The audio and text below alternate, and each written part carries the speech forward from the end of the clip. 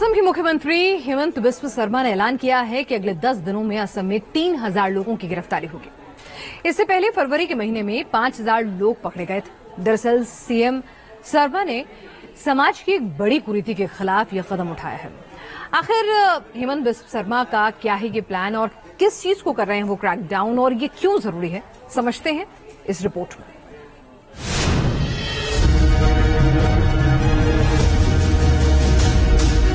देश की राष्ट्रपति द्रौपदी मुर्मू, एक महिला, देश की वित्त मंत्री निर्मला सीतारमण, महिला एवं बाल विकास मंत्री स्मृति ईरानी, चंद्रयान को चांद पर पहुंचाने वाली टीम की हीरो भी महिलाएं ही हैं। आज देश की बागडोर महिलाओं के हाथों में है। 21वीं सदी के हिंदुस्तान में महिलाएं कंधे से कंधा मिलाकर चल रही हैं। बावजूद इसके देश का एक राज्य ऐसा है जहां बाल विवाह का जहर बढ़ता ही जा रहा है। नाम है असम। असम में साल 2005-06 में बाल विवाह की दर थी 31%, जो 2020-21 में बढ़कर 32% हो गई है।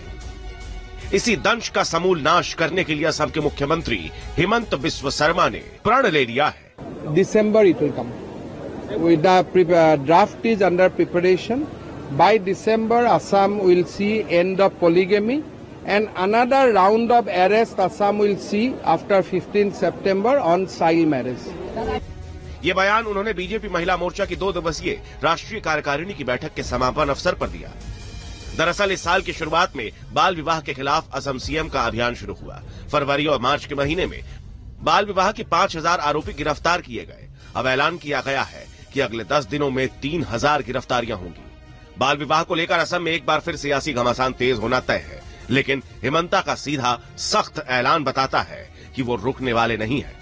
सरकार ने 14 साल से कम उम्र की नाबालिग लड़कियों से शादी करने वाले पुरुषों के खिलाफ पॉक्सो एक्ट के तहत सख्त कानूनी कार्रवाई करने का फैसला किया है।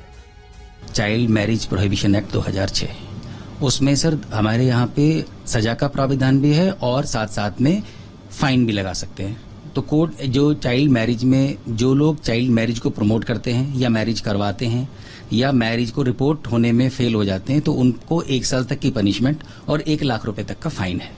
इसमें एक प्रोविजन ये है, सब्जेक्ट टू द प्रोविजन है, कि जैसे कोई फीमेल के खिलाफ अगर कोई कंप्लेंट आती है तो फीमेल को कोई पनिशमेंट का प्रावधान हमारे इस वाले कानून में नहीं है।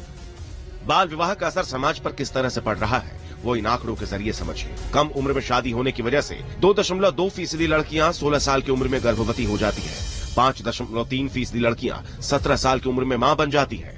18% 18 की उम्र में और 33% 19 साल की उम्र में मां बन जाती है। इसका परिणाम ये होता है कि असम में बाल मृत्यु दर सबसे ज्यादा है।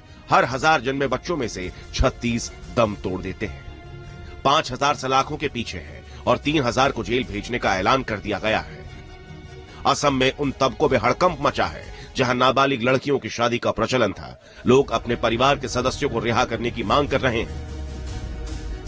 इसके अलावा कई लड़के फरार हो गए हैं। जिन लड़कियों की 18 से कम उम्र में शादी की गई थी, उनकी दलील ये है कि पति जेल में होगा तो घर कैसे चलेगा।